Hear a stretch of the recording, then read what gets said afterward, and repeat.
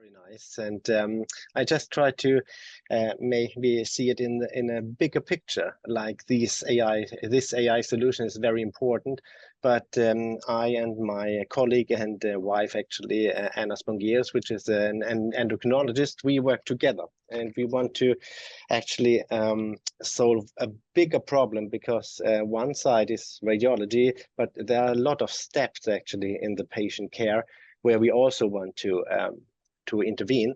But if we take this example, it's a very good example where the technique can have a great impact actually when it is used correctly, I think. So when you when you find when you have a CT scan and you do it in for some reason, for an abdominal CT, for example, and you have a question, and you find a vertebral fracture. Oftentimes, as we said, it's not reported, but it's really important that we find these fractures. So if we say, okay, we can find these with an AI algorithm, and we say we can get this number much higher in detecting these fractures, we still have a problem. We have to get this information to the correct person. And as I mentioned before, the recipients, the referrals, who get the report, and even if we say there is a fracture, oftentimes they don't get this information further to the, for example, fracture liaison service or an endocrinologist or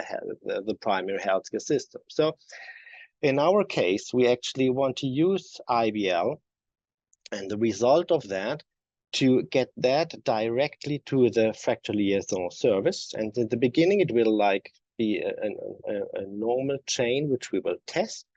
But our intention is then that we get this information directly in our hospital information system, where we already have a flag system. Actually, we made our own flag system in our hospital information system, where, for example, if you get the diagnosis of a hand fracture, you will get up a fracture next time you open the patient, and then you get questions about the status of the patient. Like, okay, do you have some former fractures? Do you have some history in your family of fractures, and so on? And like a DEXA score, you can also put it in like a FRAC system. And this information is then directly passed to the fracture liaison service. And that's where we want to link actually the radiology information from an AI solution to that flag system to get more patients to the fracture liaison service, and by that increase the number of treated patients, and by that decrease the number of fractures. Thank you so much. It's very interesting to see how this is being used today in clinical practice, and looking forward to seeing more in the future.